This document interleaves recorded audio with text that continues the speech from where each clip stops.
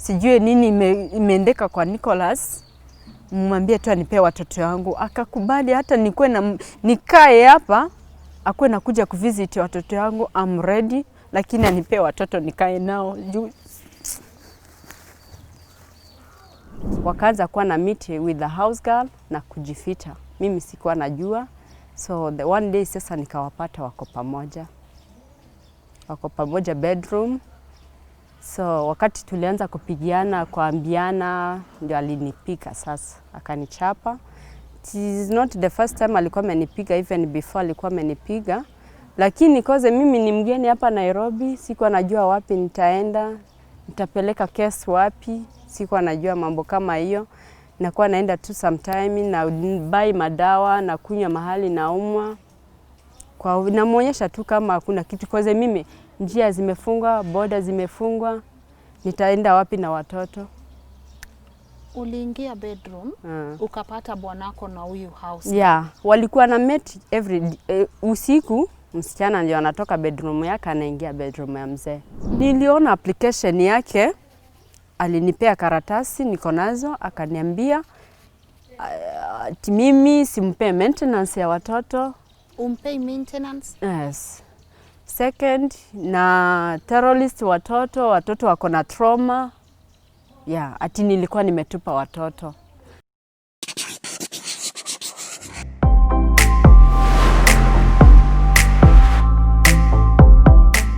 Hello, welcome to Tuko Talks. My name is Lynn Goge. Now, my guest today is all the way from Rwanda and has been legally married to a Kenyan man for the last 5 years. Now, she says her life is in danger after the husband kicked her out and took 2 of their children. All she wants is her children back. So without further ado, please allow me to let her introduce herself. Mami, habari yako? Nzuri, habari za kwenu? Nzuri sana. Uko salama? Niko salama. Hebu ambia Wakenya unaitwa nani? My name is Consolee Uwihaye Consolee. Coming from Rwanda. Have 2 kids, Ryan and Esther. I'm married with a Kenyan. Anaitwa Kamau Nicolas Ngichiri. Kamau Nicolas Ngichiri. Na sasa najua hapa tuko uko mafichoni. Umesema maisha yako iko hatarini, kwa nini? Kwa maficho yangu iko hatarini cause tulikuja huku before 16 March this year. Tulikuwa tumehama from Rwanda. So after that alinikimbia na watoto tarehe 4 ya hii mwezi without kunijulisha. Akakodesha nyumba yetu, akaniacha nje. So that why niko mahali ya uficho cause my security haiko sawa. Haiko sawa. Na Consolee, tukirudi nyuma pale kidogo, huyu jamaa Kamau mlijuana aje? Huyu Kamau alinipata Rwanda, alikuwa anafanya consultant na accounting Rwanda. Tukajuana, tukakuwa marafiki 2013. 2015 tukafanya wedding, everything. So after that tulizaa mtoto wa kwanza, tukazaa mtoto wa pili. Akapata kazi 2017 August, akapata kazi Bujumbura. Okay. Na kabla hata tufike kwa hapa kwa harusi, alikuwa jamaa wa aina gani? Hakuwa mbaya, kwa sababu angekuwa kijana mbaya singeolewa na yeye. Alikuwa kijana mzuri, nilikuwa sijaona ubaya wake. Haya, na umesema mlifanya harusi. Harusi mlifanyia wapi? Harusi tulifanyia Rwanda. Sisi kufanya harusi aina 3. Kuna dowry ya kupeana mali tulifanya Rwanda, Kigali. Kuna hiyo ya government inaitwa Murenge, tulifanya same Kigali Rwanda, na church tulifanya Rwanda pia. Na watu wake wa Kenya walikuja huko ama mshakutana na wazazi wake na jamaa zake? Yes, of course, walikuja wote wedding. 3 sisters and mmoja anaitwa Mary, another one Muthoni, another one ni Wanjiru. The two brothers walikuja ni wa Irungu and Paul na his father. Wote walikuja wakakaa like 2 weeks. Aya basi. Pale ukasema mlienda Bujumbura. Alienda kazi.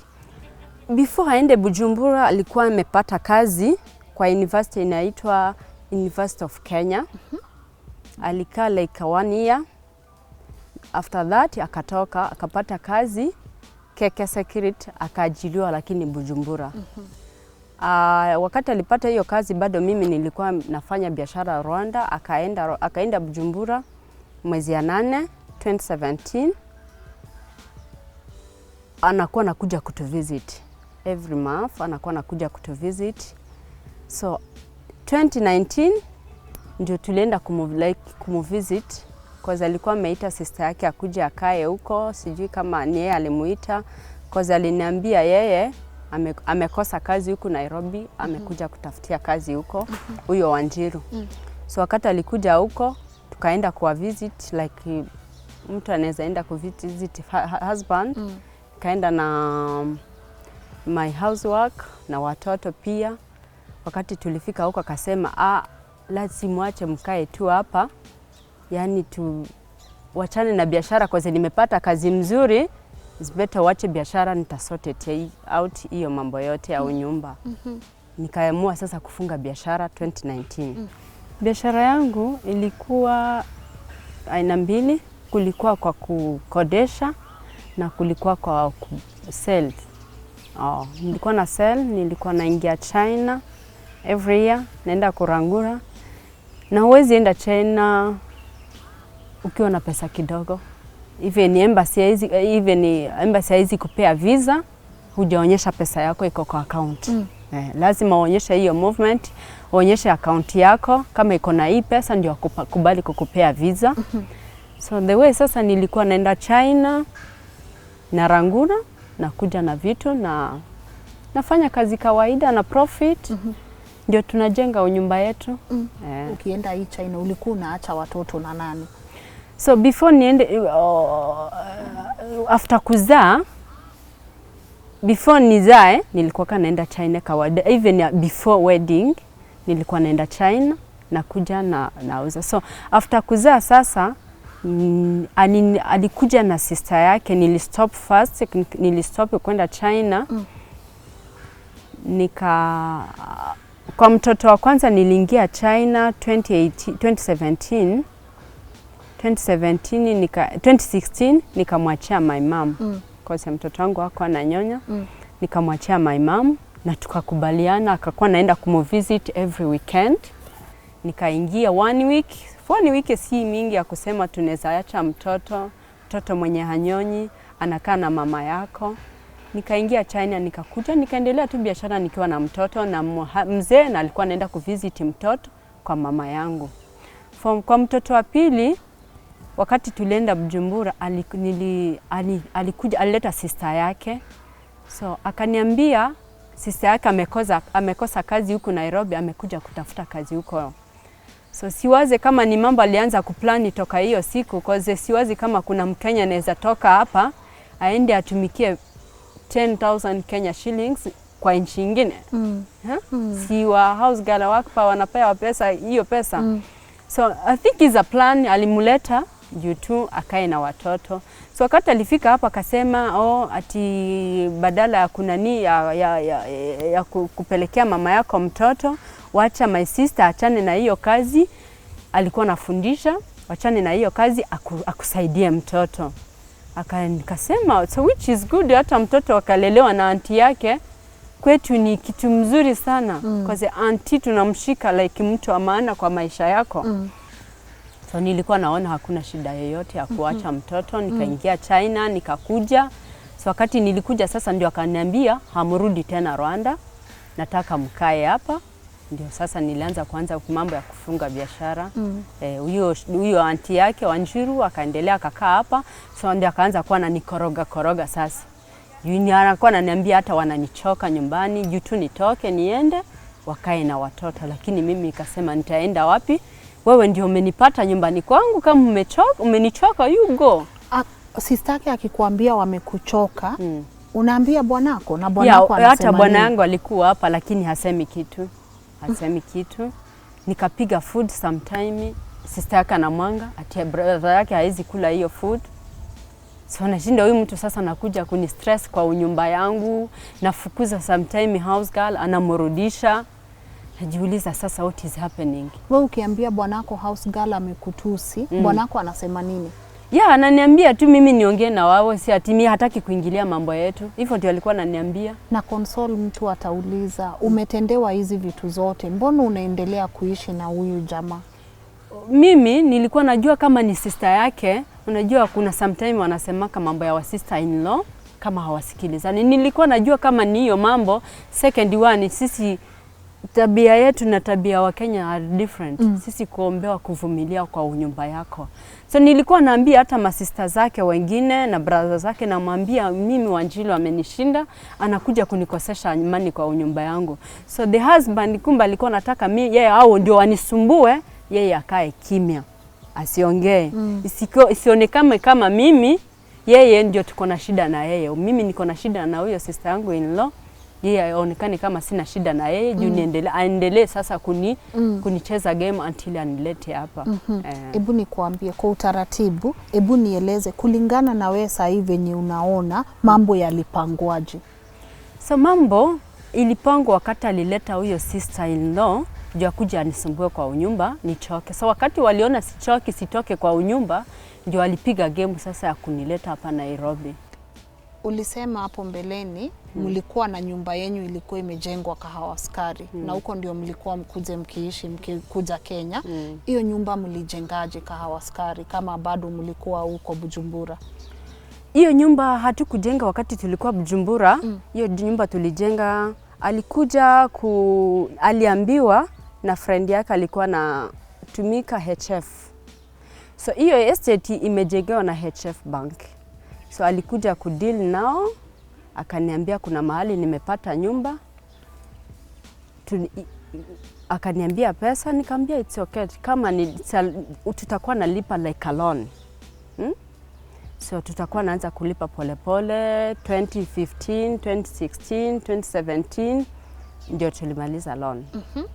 Na pesa mlikuwa mnachanga nyinyi wawili, anatoa yake unatoa yako, mnachanga? Yes, of course. Hata hiyo pesa ya mwisho ya kulipa bank nilichukua loan kwa jina yangu. Second one nakauza gari yangu, akaniambia juu tunataka tutoke, wacha niuze juu tumalizane na mambo ya loan. Which is good, hata na mimi siwezi kufurahia nikae na mambo ya loan wakikuwa wakinisumbua. Akauza hiyo gari, akauza na kijana anaitwa Patrick. Za Kikuyu walikuwa natumika na yeye hiyo University of Kigali. Ndio akakuja tu akamalizana na mambo ya loan. Okay, so wewe uli contribute pesa kwa ile nyumba? Nili contribute pesa, lakini hiyo nyumba ilikuwa inaandikwa kwa jina yake. But mimi sikuona kama kuna ubaya. Sikuwa na cause mimi nilikuwa najua natumikia nyumba yangu, our future. Second one, kwetu our sheria yetu, mkisign mali kushare mali ikiwa kwa jina yako ama ikiwa kwa jina yake, hakuna shida yoyote. Na hii nyumba ilikuwa imetoka pesa ngapi hivi? Tuliuza 6.5 million. 6.5 million. Ni yenyu ya Kahawa Askari? Ya Kahawa Askari. Kuna nyumba ingine yenyu mmejenga pamoja huku Kenya? Kuna mageto ameshare na mama anaitwa Ruth. Huyo mama alikuwa management wa HF Kangemi. So walianza kujenga last year 2019. Iko Kangemi na kuna mashares zake, najua shares zake na najua shares za huyo mama Ruth. Ingine nyumba tulikuwa tujenge, tulikuja huku Nairobi, tulikuwa tuna plan kuuza ingine nyumba, kubai ingine nyumba. So wakati nilifika huku sasa, anakuwa ananiambia nisubiri because of corona, hakuna watu, maofisi hazifunguliwe.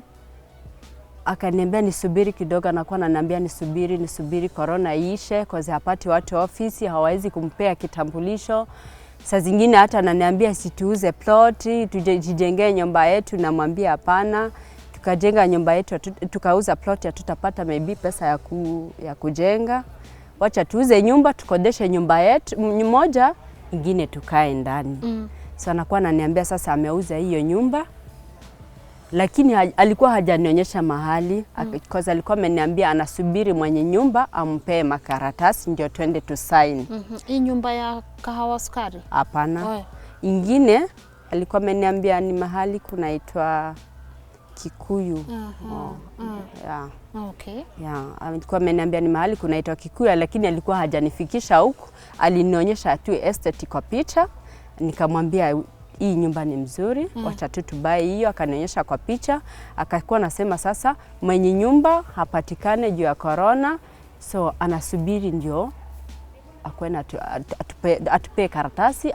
Karibia kutupea karatasi, nitaenda ni saini na yeye. Hebu nielezee hii nyumba ya Kikuyu mlilipa, mlishamaliza kulipa?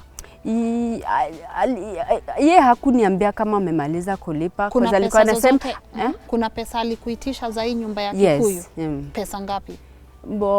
Kwanza wakati niliuza biashara yangu, kuna pesa nilimwekea kwa akaunti. Walimwekea kwa akaunti yake. Tu akaunti kuna moja ya Equity, kuna KCB. Cause ni watu walikuwa wananilipa, nilikuwa nimepea biashara, nikawaambia wakati wa kunilipa sina akaunti yangu ya US dollar, nikamwambia tu waweke kwa akaunti yake. Haya. Tuingie mwaka wa 2020. Mumekuja Kenya, nyumba yenu kahawa sukari, ulivyosema ulikuwa ushatayarisha. Maisha ilikuwaje mlipoingia Kenya? Sasa tunaishi huku. So wakati tulikuja direct tuliingia kahawa sukari. After that alikuja akaniletea the house girl, akasema the sister yake ndio amepata hiyo house girl. Tukakaa na yeye vizuri. After 1 month nikaona sasa, after 1 month and a half nikaona sasa mambo yake na house girl si mzuri. Ukisema si mzuri unamaanisha nini? Cause the way nilikuwa namwambia na niambia vibaya mbele ya house girl akafanya kakosa, nikamwambia yani anaingia saidi yake kuliko mimi. Ama nikalisha niambie what is happening between you and the house girl. Hiyo hakuwa nataka hata asikie. So wakati sasa tulikuwa hapo, akaamua kuingia, tulifika huku completely akachange. Akaamua kuingia bedroom yake na mimi nikaingia bedroom wangu na watoto. So after one month and a half wakaanza kuwa na meet with the house girl na kujificha. Mimi sikuwa najua. So the one day sasa nikawapata wako pamoja bedroom. So wakati tulianza kupigiana kuambiana, ndio alinipika sasa, akanichapa. It is not the first time alikuwa amenipiga, even before alikuwa amenipiga. Lakini cause mimi ni mgeni hapa Nairobi, sikuwa najua wapi nitaenda, nitapeleka case wapi, sikuwa najua mambo kama hiyo. Nakuwa naenda tu sometime na buy madawa na kunywa mahali naumwa. Kwa namuonyesha tu kama hakuna kitu, cause mimi njia zimefungwa, border zimefungwa, nitaenda wapi na watoto? Uliingia bedroom, ukapata bwanako na huyu house. Yeah, walikuwa na meet usiku, msichana ndio anatoka bedroom yake anaingia bedroom ya mzee. After uvenye ulizusha, hapa Kenya tunasema kuzusha, baada ya wewe kuuliza maswali, akakuchapa. Akanichapa. Umesema si mara ya kwanza alikuchapa. Hapa Kenya toka uingie alikuchapa mara ngapi? Imekuwa mara 3. So ya mara 3 sasa ndio niliambiwa nilienda kureport my case. Lakini hiyo sasa wakati alinichapa in the morning ndio alihepa na watoto yangu. Alikuacha kwa nyumba? Before kwanza tuingie kwa hiyo ya kukimbia na watoto, nyumba yetu ilikuwa kwa ghorofa ya 4. So kuna gisi wanawekaga tank juu ya nyumba. So wakati tank sasa ilikuwa inaanza kutoa maji, the estate management ya estate wakatutoa hapo, wakatupea nyumba kando. ya kuingia ndani ndio atutengenezee hizo matanki. Hata sio sisi pekee tulikuwa tumehamishwa na watu wengine wako juu. So wakati tuliingia huko sasa, after 1 month, mimi sikujua, unajua wanawake hawajuake mambo ya kujenga, ni ya wanaume ndio wanafuatililia na ako hapo. So wakati sasa akaniambia the same day Saturday, akaniambia usubuhi tulipigiana kelele juu ya huyo msichana, mimi nilikuwa nataka kumfukuza, akakataa. Ati mimi badala ya afukuze mimi niende. So ndio tukagomba, akanichapa sasa. Wakati kunichapa ikifika kitu saa 8, akaniambia si niende nibaie watoto fruits. Nikamwambia it's okay, nikamwambia sawa nipe pesa. Akanitumia 5k kwa M-Pesa. Akaniambia wacha nikupeleke Githurai, ndio kwa mahali nilikuwa naenda kubaia fruits za watoto. Koze kuna aina mingi za fruits. Akaniambia wacha niko dropping, hata na mimi naingia TRM kubai dawa. Wakati alini dropping huko, nikasema nitamkuuliza kama ukirudi unipitie tu turudi home. Akani dropping Githurai, kumbe kwa wakati alimaliza kunidrop yeye alirudi. Akapata huyo mwanamke, huyo msichana, the house girl, amemaliza kupack everything. Wakaingia kwa gari. Mimi sasa kumaliza shopping, nikamcall, nitaka kumuuliza umetoka TRM unipitie ndani turudi home. Hakushika simu. Nikashika bodaboda kawaida, nikasema wacha nirudi home. Kufika gate nikaita huyo msichana kuja kunisaidia mzigo, ametoa simu yeye. Kufika kwa nyumba nikazunguruka estate yote, nikatafuta watoto nikakosa. Nikampigia simu, hakushika simu. Akanitumia SMS, akaniambia niende nichukue key kwa gateman. Direct nilipita naita brother yake anaitwa Paul, nikamwambia Nika amenikimbia na watoto. Koze nilifungua mlango nikapata kila kitu amebeba.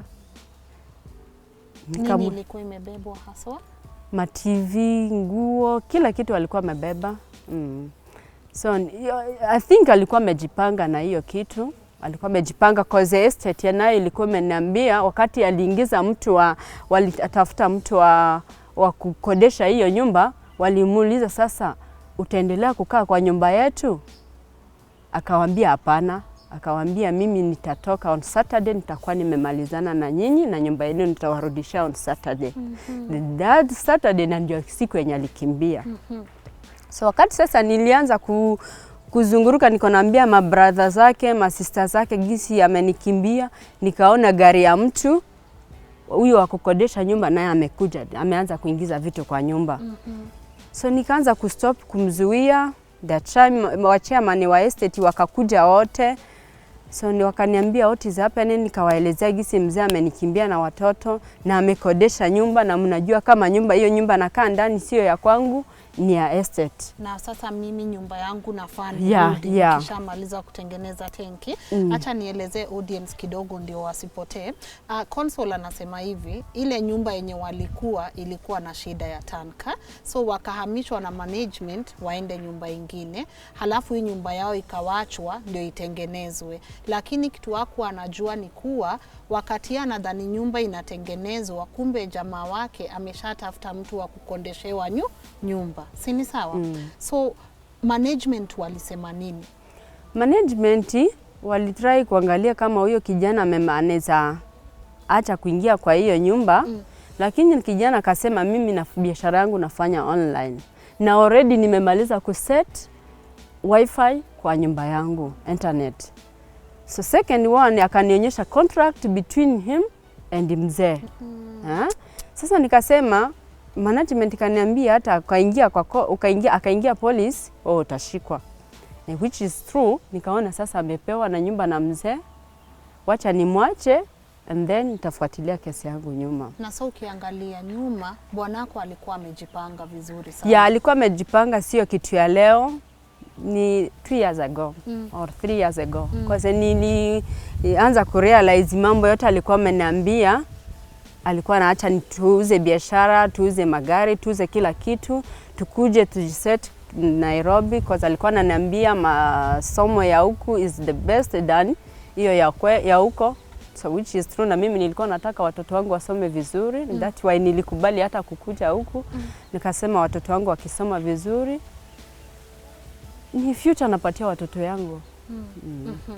Unasema after umerealize ametoroka na watoto ulienda kuripoti, ulijua aje police station ya kwenda?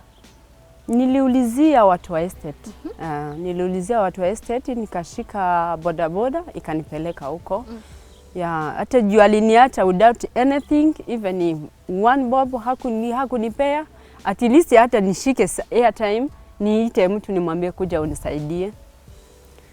So ndio nilikashika mtu akanisaidia na pesa 1000, nikashika bodaboda ikanipeleka huko, ndio nikapeana case police station. Ni siku ngapi zimepita na hujaona watoto wako? 2 weeks. Na hujaongea nao? Hataki niongee na watoto wangu, hata nikamtumia SMS na mwambia nisaidie nipe watoto niongee nao. Na I'm worried with my kids because before the Saturday alihepa, nilikuwa nimepeleka watoto walikuwa na gonjwa, nikawapeleka Githurai TRM. So sijui kama wako sawa, sijui kama wako hai. Hata nikamwambia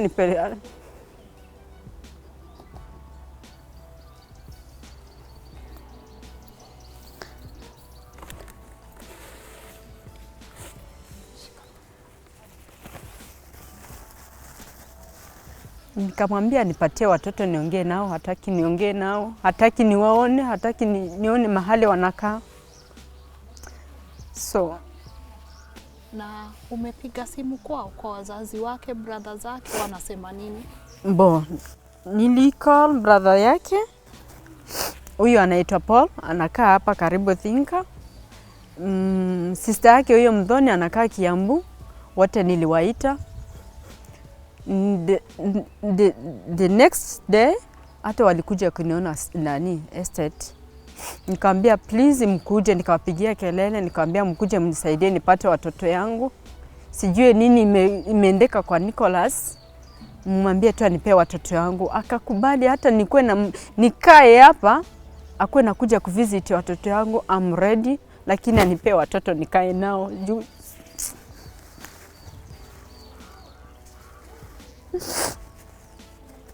So walikuja tukaongea, lakini toka hiyo siku hawajaniita tena, hawajanicall waniulize nini uko wapi. Nilikuwa nimewaelezea kama nyumba nimekaa ndani sio ya kwangu, anytime wanaweza nitoa ndani. Nikawaambia sasa hawaniite, hawaniulize uko wapi, hawaniulize nakula nini, hawaniulize nakaa wapi, na wanajua kama hiyo ndio family nilipata huku, sina mtu yote mwingine mwenye naweza call. Na hata baba yake nikamuita. Nikamwambia gisi Nicolas amenikimbia na watoto, lakini toka nimuite na yeye hajaniambia kitu, hajaniita tena niulize uko wapi, uko aje. Nyumbani Rwanda? Nyumbani Rwanda nimewaambia, lakini unajua maboda zimefungwa. Wakori with my kids and my security. Ebu nikuulize, ulipoenda polisi ukaripoti, walichukua hatua gani? Polisi ni report, lakini sikusaidika.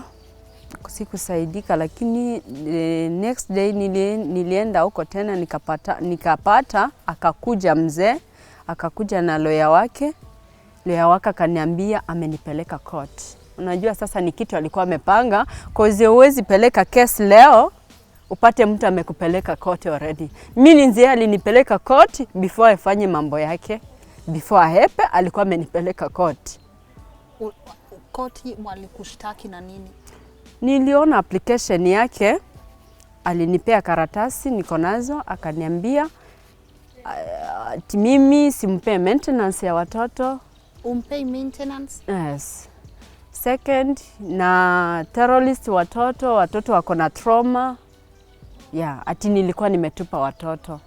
So siwaze kama mama mzima mwenye alizaa mtoto 9 months, mtoto anaweza kuwa na trauma, mtoto wa 2 years. hata mtu yoyote akasikia. Sijui kama wewe ni mzazi ugonji, wewe si mgonjwa wa kichwa, huwezi fanya hivi. Sasa najiuliza, huyo mtu anataka anilelee watoto ndio atawalea vizuri kuliko mimi?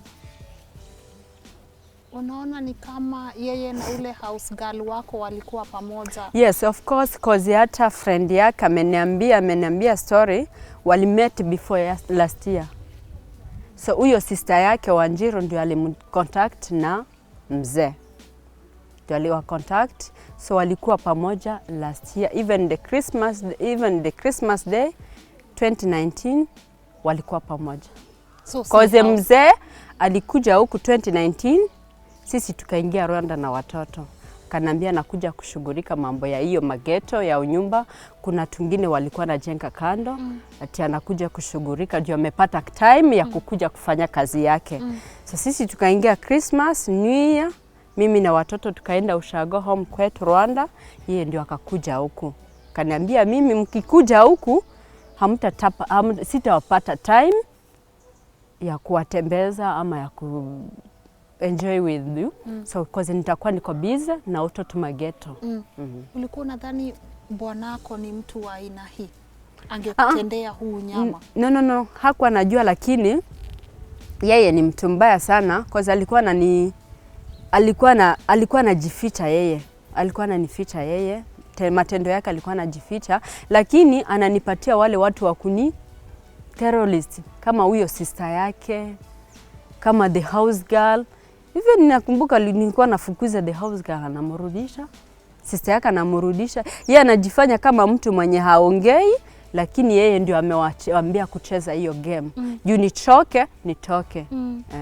Lakini singetoka niende wapi with my kids. So second one nilikuwa naambia Mungu maybe ata change. Because binadamu kuchange ni 1 minute, 2 minute. Yes. Na hata ni mtu ulikuwa unampenda? Yeah, of course nilikuwa nampenda sana, na ndio maana sikuwa nafikiria kitu yoyote about him, kusema mambo ya because nilikuwa najua tu tunafanya future. Sikuwa najua kama ni mtu anaweza nigeuka hivi. Sasa una hata shilingi? Sina hata shilingi. Sina kitu yoyote. Naye anajua kama ameniacha without one bob. Na alikuwa ameplan cause ameuza kila kitu yoyote, akaandika kwa jina yake. Juu alikuwa anajua hata that why amenipeleka koti, juu anajua kama alikuwa ananiambia ati koti huku, sherehe ya huku wanaangalia kama huyo mtu ako na uwezo ndio wanampatia watoto. Hiyo mambo tulikuwa tunaongea tu tukiwa nyumbani, kumbe mimi sikuwa najua. So alikuwa anasema hiyo watoto koti hapa inaangalia kama huyo mtu ako na uwezo ndio anakaa na watoto. But mimi wakanipea watoto, familia yangu iko ready ya kulea watoto. Second one, nitaanza kufanya biashara hata kama naanzia chini, lakini najua watoto wangu wataishi vizuri. Sahi, ukiwaza kuhusu watoto wako, nini kinaenda kwa akili yako? Yeah, naona watu si wazuri. I'm worried with my kids sana. Cause huyo msichana, why not anilelee mtoto bado nikiwa uhai? Second one, mwanaume kwa nini hataki niongee na watoto? Hiyo kitu yote ni kitu kunisumbua kwa kichwa yangu.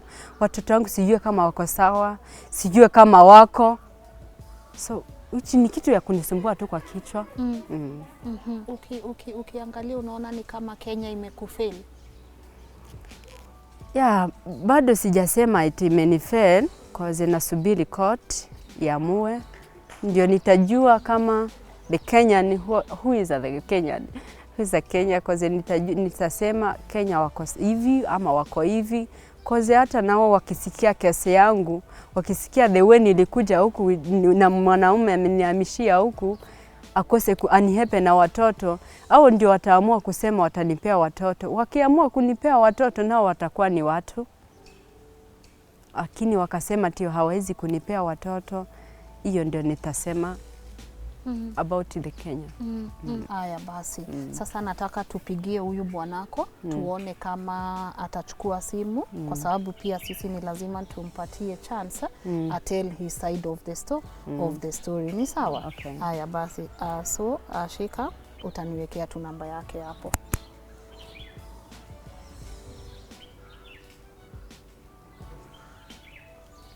So sahi tuna call Mr. Nicolas Kamau ndio tusikie pia yeye atasema nini.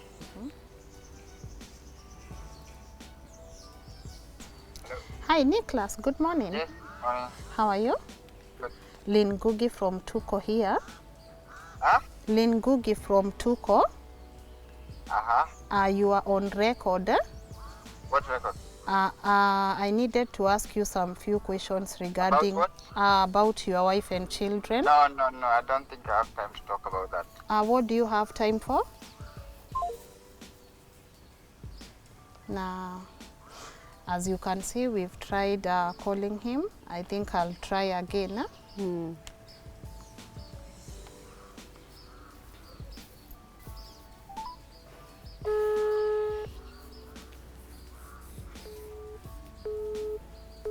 I think Saya Nazima.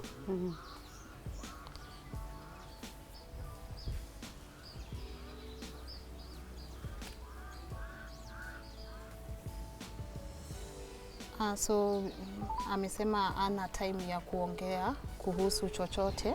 Watoto wako penye wako ungetaka kuambia nini?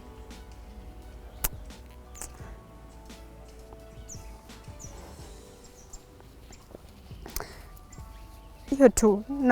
Hiyo ni kile nataka tu ni my kids. Anipee tu watoto yangu and then aende tu kivyake. Watoto wangu nawapenda sana. That's why niko hapa. Nawapenda sana.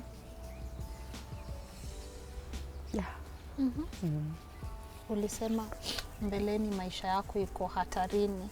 Unashuku anaweza kuumiza? Yeah. Of course. Kwa mtu akukufanyizia vitu kama hii na kutupa nje, hakupee kitu yoyote, why not asifanye hiyo kitu? Why not? Sanaweza nipata kwa nyumba, anaweza nipata kwa nyumba ananiua. Kwa sijue kile kiko kwa roho yake. Mtu akakuima watoto yake, anaima mama ya mtu watoto yake, means akapata wakati ni ya kuniua, anaweza niua juu akae na watoto, akae na kila kitu yoyote. Na uko ready kuanza from scratch ukipata watoto wako? Yes. Mimi tu anipee watoto, nirudi home kwetu naye akae kivyake. Na akae na maisha yake hii anataka. Wakati huu mgumu, ni nini inakupatia moyo? Nini inakupea nguvu? Ni Mungu. With God kila kitu iko possible. Without God huwezi pata kila kitu yote, huwezi pata nguvu, lakini juu niko na Mungu naomba, that's why I'm strong. Na Consolee, maneno yako ya mwisho sasa ungetaka kusema nini? Nilikuwa nataka kusema koti tu nisaidie nirudishie watoto yangu. Tashukuru sana kuona Kenya mforeigner asipate kitu kibaya huko from here Kenya, ani wanirudishie tu watoto yangu aendelee na maisha yake. Yani koti nisaidie tu nipe watoto. Na urudi home. Na nirudi home, yes. Watu home wanakugojea. Yes, of course. Wow. Thank you. I wish you all the best. Thank you so much. Venye tu umesema unagoja kuona Kenya itafanya nini, and I believe hii country yetu ni fair. And I really want to see you reconnected with your children. Yeah. Na baba watoto penye huko, rudishia tu huyu mama watoto wake. Amepoteza kila kitu, lakini yeye anasema haogopi kuanza tena, haogopi kuanza chini, lakini aanze akiwa na watoto wake. My name is Lynn Ngugi. Thank you for watching.